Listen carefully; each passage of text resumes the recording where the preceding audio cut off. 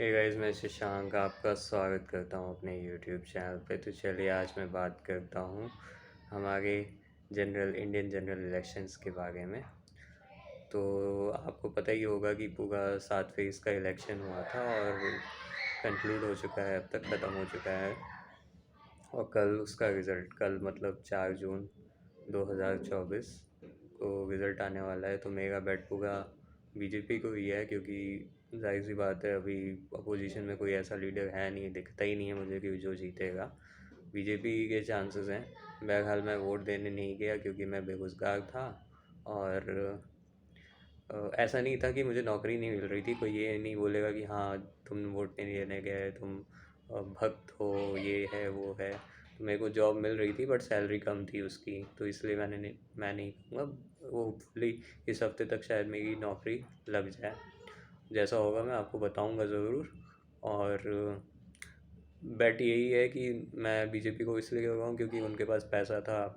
और लोग नरेंद्र मोदी पर पैसा लगाना चाहते थे और लगाए भी हैं उसके उनके ऊपर, हमारे प्रधानमंत्री जी के ऊपर। और बात ये भी है कि अपोजिशन में कोई भी ऐसा लीडर मुझे दिखता नहीं है जो कोई काम की बातें करे। और दिक्कत इस बात की है, वो भी कास्ट और सब पॉलिटिक्स के बारे में ही बात, मतलब कास्ट के बारे में, रिलीजन के बारे में ही बात कर रहे हैं। कोई भी अपोजिशन में लीडर जो है वो इसके बारे में, पर्यावरण के बारे में नहीं बात कर रहा है, जो कि आज सबसे बड़ा एक महत्वपूर्ण मुद्दा है। और किस तरीके से हमारे देश में आप देख ही गए, हीट वेव्स बढ़ते जा रहे हैं, पॉल्यूशन बढ़ता जा रहा है शहरों में।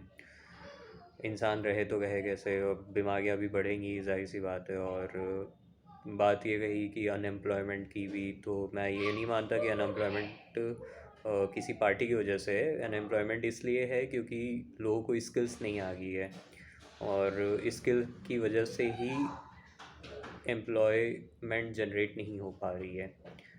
तो स्किल का सबसे बड़ा फैक्टर है, और एजुकेशन का भी उसमें बहुत बड़ा फैक्टर है। एजुकेशन सिस्टम जो है बहुत पुराना रह चुका है, और वो उसमें काफ़ी फेरबदल की ज़रूरत है।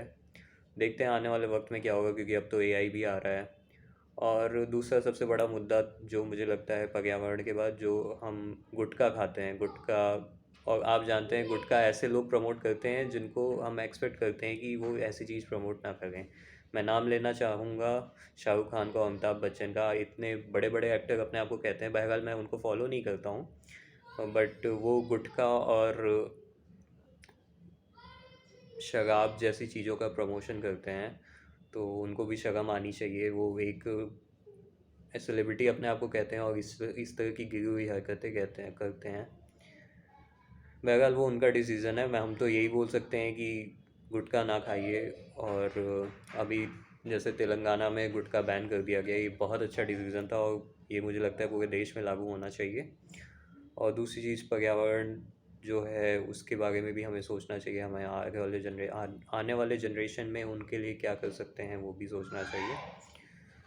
तो इसी के साथ मैं अपना जो विचार है वो ख़त्म करता हूँ। जैसा होगा आप मेरे कमेंट बॉक्स में ज़रूर लिखिएगा। चलिए, बाय बाय।